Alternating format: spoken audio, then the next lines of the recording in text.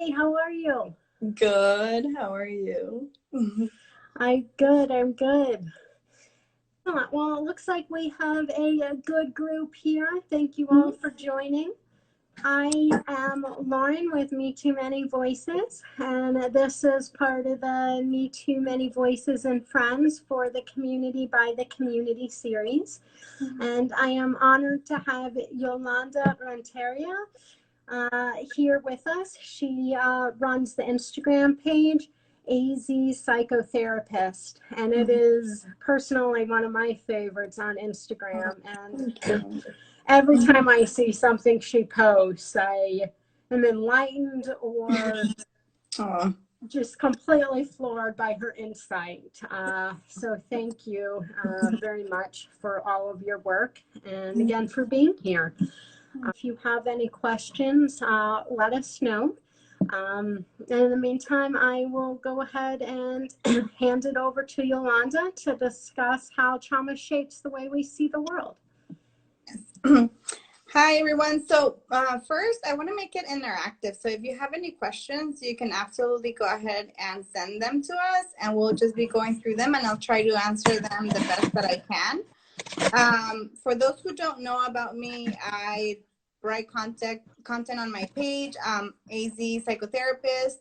And so if you're not familiar with my work, I write a lot about just why we are the way we are, and why, like, just having more understanding. Is that coming from my end or oh?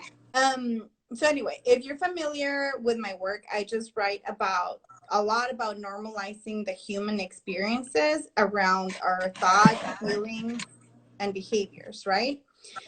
So I wanted to focus today on just talking about why we see the world the way that we do. And I think this is so complex, and a lot of people, we tend to judge ourselves a lot, right? Because we can't understand why we think the way we do, why we're feeling, and we get like frustrated so quickly. And so one of the things that I usually teach my clients at the beginning is about brain development and just how our brain wires in early childhood. So one of the things that happens before we're even born is that our brain is already wiring, and actually there's a really nice like podcast, or not, like a audiobook by Dan Siegel. It's called The Neurobiology of We, and he talks there about how our brain is already ready to wire for connection the moment that we're born. So when we are born, our brain is making all these new connections on the way it perceives the world to be. And so from age 0 to 1.5, our brain is actually learning about relationships from our parents or our primary caregivers. So if the relationship with them was safe, then we learn that relationships are safe. If relationships with our parents weren't safe, then we learn that relationships aren't really safe. And that goes so much deeper than this that I don't think I take like an hour just to go over that, because it's so nuanced, right? But today I wanted to talk about how our brain is wired for safety.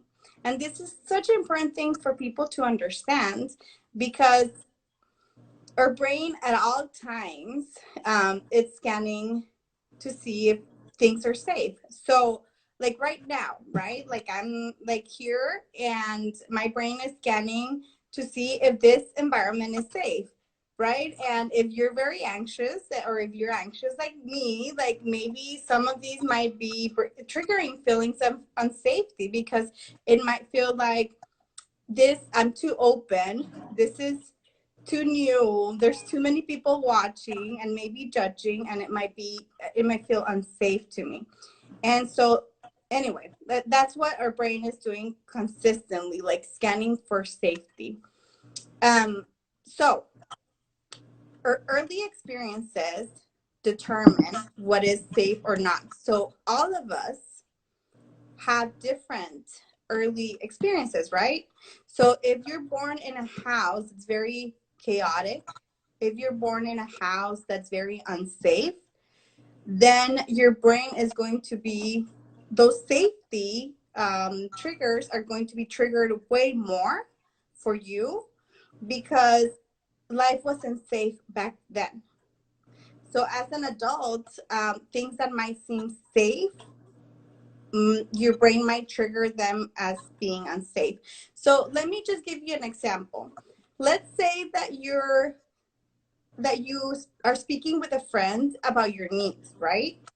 And you want to tell this friend that you, I don't know, like you want, I don't know, maybe like more conversations, that you want to be, you want your friend to listen to you too. And this is actually something that's very common, like for trauma, like when I'm treating trauma, is that people will often say like, oh, it feels like I'm always listening to people, right? Like always people talk about, like they tell me their stories and I feel like I can never share what's going on with me. And it might be because when you were in your household, like in your house growing up, it might be that it wasn't really safe for you to share. So when you had a friendship, a relationship, your brain is trying to protect you from those early memories of not being safe, sharing with other people. And so this relationship right now doesn't feel safe. Does that make sense to you guys? I'm wondering if you guys have any questions about what I'm saying right now. So far, no, you're explaining it very well, very thorough and eloquent. Okay. So a lot of the times when we're young, right, we go through, when our lifespan, we go through different developmental stages. And if you look for the Erickson's developmental stages, which I usually really, really love to discuss with my clients, it goes through all of those stages that we naturally go through since we're young, right? So from our first year, like year and a half of life, or we're trying to discover if relationships are safe. So if relationships are safe, that first year and a half of life, then we assume that people are safe. That's like our perception of people. It between like a year and a half and I want to say 3 year, we're discovering the world. If you think about babies, what are they doing? Like they're putting stuff in their mouth. They're like trying to figure out if the world is a safe place. And we will only learn that the world is safe to explore if our parents are actually supporting us in exploring our world. What often happens in these stages, if we don't have parents who are what we call like regulated, or have the tools to guide us, is that they will tend to get very frustrated with us, right? So if our parents are constantly getting frustrated with us when we're children, what happens? We learn that people are unsafe, or people can even be downright scary, right? And we learn that the world is not a safe place, that I can't explore my world because I'm always messing up. So think about like your early messages, right? Like if you were a kid and you were always told like, don't be so dumb, don't be so naive, you have to stand up for yourself, right? Those early messages continue with us for the rest of our lives until we're adults. And when we're adults, these are our inner voices. These are our inner messages, what we tell ourselves when times are hard, right? Why are you messing up so much? Why are you, like, you have to stand up for yourself. You can't trust others. So yeah, so one of the things that I always tell people is whatever messages you're giving yourself right now, however you're understanding the world right now, always try to go back and see what early messages you got when you were a kid, because they're always connected. Things from the past are always popping up in the present. Nothing is by chance. We were not born distrusting others. We were not born feeling unsafe in relationships. We weren't born with our guard up. We learned it. And if the relationships that we had with our parents, and especially with our parents, but with our environment weren't safe, then it's very natural for us to have the relationships that we do right now, or feel the way that we do right now. A couple of questions that came in. One was, let's see, bear with me, I'm scrolling back up. Someone asked how to regulate feeling safe again, if you had a simple tip or an example. And then someone else shared that they end up not sharing unless someone else has gone through the same thing, if they have a similar hurt and they understood. And then they also asked, what tips do you have for parents who have been abused? Like, how are some ways you can teach your baby that they are safe? Okay. So let me see. I'm going to try to remember them. But so first, it's a lot about having compassion for ourselves, for what we're going through, and trying to really minimize judging ourselves and instead seeking more understanding, right? So if right now I'm having difficulty sharing with someone, or I am like, it doesn't feel safe to share with someone, then what I want to explore is, where did I learn this? Where did I learn that people weren't safe? What did my first relationship look like, right? And it's not only with the parents, it might also be with siblings, siblings can play a big role, and especially like with our birth order, that can also play a big role on how we are in relationships. If we have been constantly betrayed by people, or if we have constantly been hurt, or if we try to connect to people and share with people and they weren't present, they weren't available, they were disconnected, it makes sense that we don't want to share again, or we're very careful sharing because it's not safe. And when I say that the brain is wired for safety, the brain wires for safety. First of all, it wants to prevent you, like it wants to keep you alive, right? That's like nothing else matter if you're not alive. So we can do things that maybe we didn't even consider ourselves capable of doing just to keep ourselves alive. But then the second one is our brain wants to avoid pain. And pain involves, like, we don't want to touch the stove because it's hot, and our brain knows it. We don't have to actually like think like, oh, I'm not going to put my hand on the stove. Like, your brain will automatically know if something feels hot, or if something, like automatically it'll do it for you. It'll put you away. And in the same way, if you're sensing that you want to connect, but it feels very familiar to wanting to connect in the past, then your brain is going to pull you away from that pain. So we have to really keep that in mind. Like, our brain wants to keep us safe from any sort of psychological, emotional, and physical pain. So it will act in that way to protect us. Another question was parents who how to show their baby that they are safe. So I want to say that this has been really key for me, because I am also a parent and I've had to do my own work around parenting, is that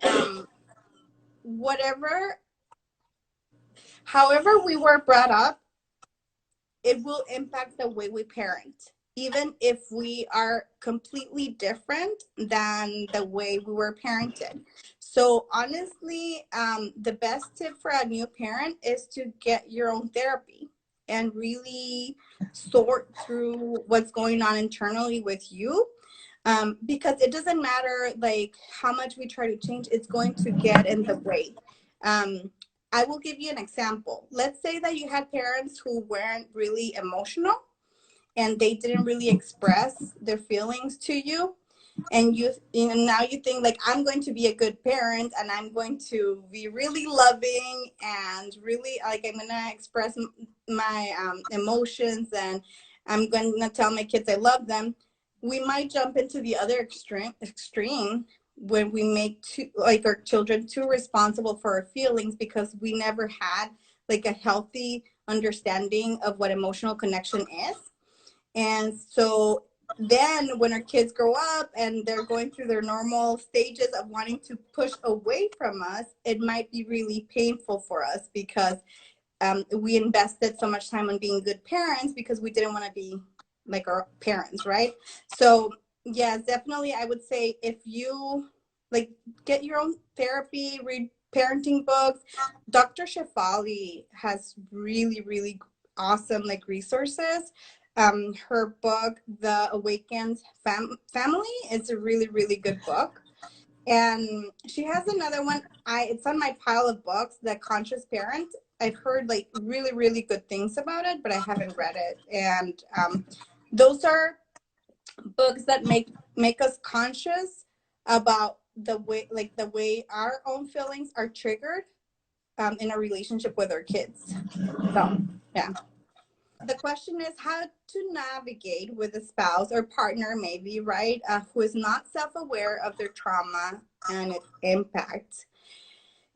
This is a hard one because we can't do the work for our partners, right? We can only shed light and make changes in us. And if a partner is willing to listen, then maybe, like, that can be enough. But it's challenging when somebody is closing themselves off completely to the possibility of getting any resources or information on trauma. Like, there has to be a degree of like that person being willing and open to learn more about it. So the last question is it normal to start remembering a trauma you didn't even realize you forgot as a child? I mean, it happens. It's common, especially when you're doing your own work and things are coming up. Like, you begin seeing, remembering things or seeing things in a different way that you saw them, or just in general, there might be points in your life where certain memories are triggered and they come up, yeah. Also, another thing that I wanted to mention was that when we talk about trauma, a lot of the times we talk about the things that happened in our life that were traumatic to us.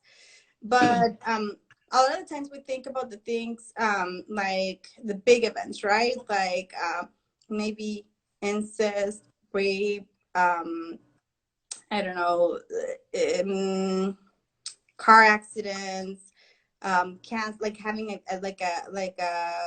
near death experience or things like that. But there's different things that can be traumatic to a person, and trauma is just the act of your brain not being able to cope with whatever was going on in that moment, that it was so overwhelming that your brain wasn't able to process, and it kind of stuck with you. And a lot of the time that might mean lack of the thing, like not having your needs met when you were growing up. And that is very important, because a lot of the times we think, like, I've heard it, right? As adults, we say like, oh, I'm not emotional, or I'm not romantic, or I'm not like, oh, I don't like to talk, or I don't like to share. And so it's like that's a part of, like, we say like it's a part of our personality, or like, oh, I don't like to cry in front of others, right? And a lot of the times we don't realize that we're missing those parts of us because they were really never nurtured, and that their needs weren't met when we were children. And so we developed those things that kind of became like the protective parts of ourselves, because we wanted to protect the pain from engaging in those things when we were kids, and those behaviors or emotions or sensations, and they were painful then. And so now our brain wants to avoid it. And so and it becomes us, right? Like our personality, like, oh, like I'm quiet, like I'm really shy, or I'm really quiet. Yeah, like if speaking up was not you didn't have a positive experience doing that, it makes sense, right, that you feel that way as an adult. So Yeah, it looks like a couple of new questions came in. You can read them, but the first one is how to reach out when others avoid or shut down when you bring up bigger stuff. I'll let you start with that one, and then there's two more after that. Thank you. okay.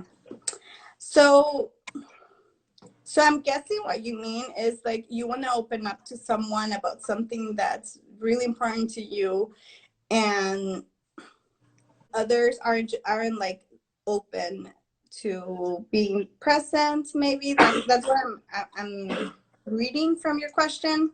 And if that's the case, there's some people who struggle with that. You know, like it brings up sometimes some of their own stuff. And so Brene Brown talks a lot about the fact that we have to learn how to share or who to share with, because it can feel like if we open up about something that's really important to us, and especially if it's something that we've never talked to other people about, right? Then when we open up about it and that person isn't receptive, then it can shut us down. But it doesn't mean that we're sharing anything that's too much or too bad. It just might mean that we're not sharing it with the right person in the right context. So it's more about learning, like, on our side, right, how to pick those people who we share. And I think I actually have a post about that. Like I did like a friend series, and just knowing how to identify people who are safe. I love that. The next question is like, what's the best way to deal with triggered memories? Sometimes those can cause me seizures. Oh yeah, like, so what we know is that memories are stored are stored in our senses in the body. If you haven't read The Body Keeps the Score, you should totally read that.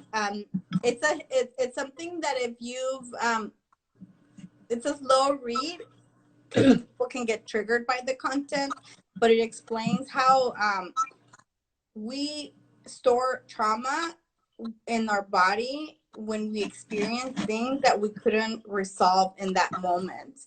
So let's say that I don't know, like when I was a child, I had a horrible situation happen and I couldn't get away.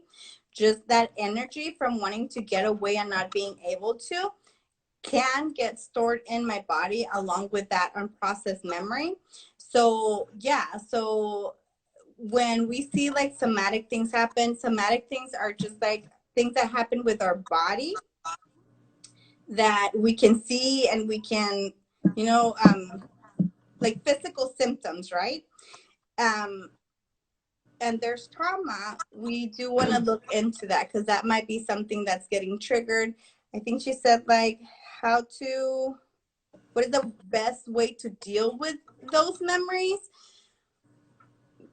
Trauma therapy. There's a lot of different somatic approaches out there that are really good to process these.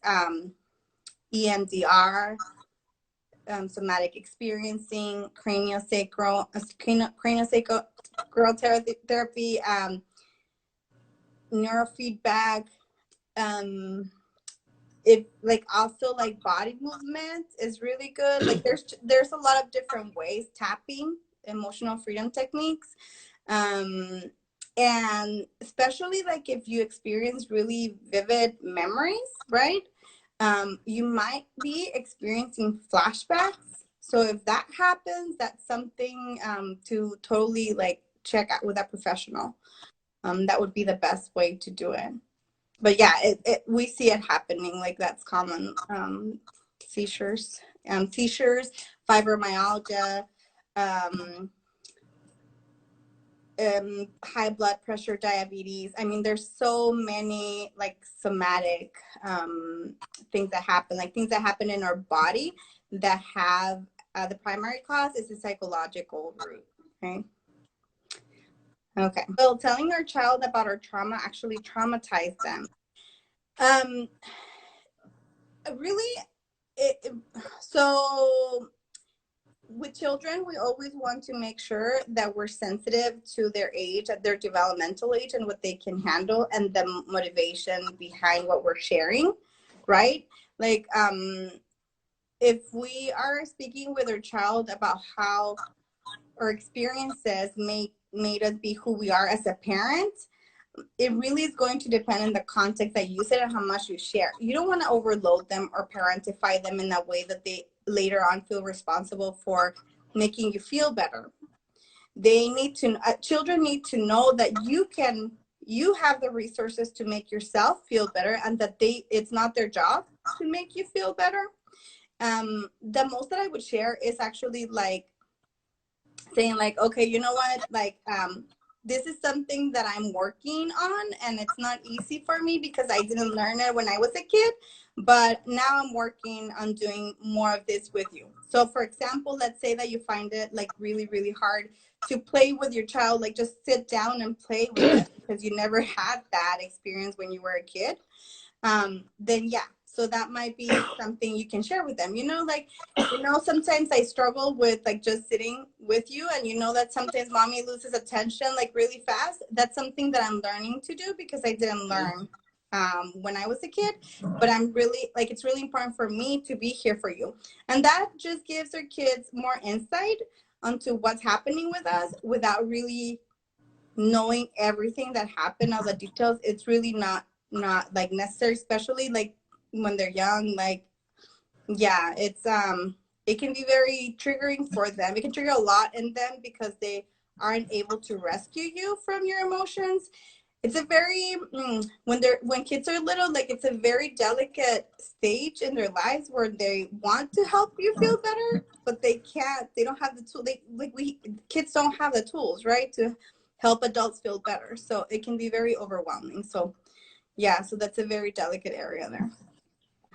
There's a question about best ways to connect with the body when there's a lot of little T trauma in childhood and one doesn't feel safe in their body, lots of panic and anxiety. First, you want to get the tools to know how to manage panic and anxiety, right? So that you can regulate. So learning how to regulate your body is the first step. And then when your body understands that you can regulate it, right, like that it can feel safe again, then you can go to the other work, which is going over the experiences that you had and what you were missing, and hopefully addressing those in adulthood, right? But yeah, I mean, honestly, the main thing is this, right? Like, there's always a reason why we act the way that we do. Nothing is ever by chance. There's nothing shameful about the way that we act. And honestly, like, the best way to deal with it is not just to try to hide it. A lot of the cognitive behavioral tools teach us to think different and to kind of figure out how to think in a different way. Not that that's necessarily wrong, but usually the first thing that you want to do, especially when doing like trauma work, is you want to address what happened. Like, really, the key is to make sense of our past. Learn how to regulate our body in the present, make sense of our past, and that way, like, we can rewrite the future, right? So that's the way, like, usually, like, when we do trauma therapy. And actually, I did a post recently about like the 3 areas of healing, basically, and the foundation is safety. We really do have to work on feeling safe before we do any work, because otherwise we're just going to be continuously like triggered by things that are not unsafe, but that our brain is interpreting as unsafe. Questions? In the meantime, thank you so much, Yolanda. That again was very insightful, and I think that everyone really learned a lot. You're really good at making complex topics easy for everyone to understand. So thank you. Any resources I recommend, podcasts, The one that I would recommend, like highly recommend, is on Audible, listening to The Neurobiology of We by Dan Siegel. He goes into how our brain wires and fires attachment. I mean, you name it. It's really, really good. I actually, when I'm listening to, I've been listening to it forever because I keep like pausing and going back just because I really want to absorb what he's teaching. Really, really helpful to understand when we're understanding trauma. Another book is The Body Keeps the Score by Bessel. He does a wonderful job of teaching us how trauma gets stored in the body and the different approaches to processing trauma. He also talks about this very important thing, which is there's no one approach that works for everyone. And actually, I've been talking about this, and right now I have like a poll going, and I've been asking questions on my story because I'm more interested in knowing just what helps people, right? So I'm going to be posting about that. So if you want to learn about that, you can also go to my story. Another book, I mean, really, like, there's just so many that can go with your personal experience. Like there's like, if you had a really bad relationship with your parents, there's books on my highlights that I recommend for that. If you want to do, like, if you feel like you need more tools to know how to be more motivated and more proactive and work towards your goals, like Mindset by Carlin Dweck is a really, really good book. Yeah, but the two that I will recommend the most is The Body Keeps the Score and the book on Audible, The Neurobiology of We. And then also Healing Attachment Wounds by Diane Poole Heller. It's really good. Yeah, I have some recommendations on my highlights actually too, so you can see those too. Excellent. Well, thank you very much, and thank you everyone for joining us. It was my pleasure, and I hope you feel better soon. Bye. Take care. I'll talk to you soon. Mm-hmm.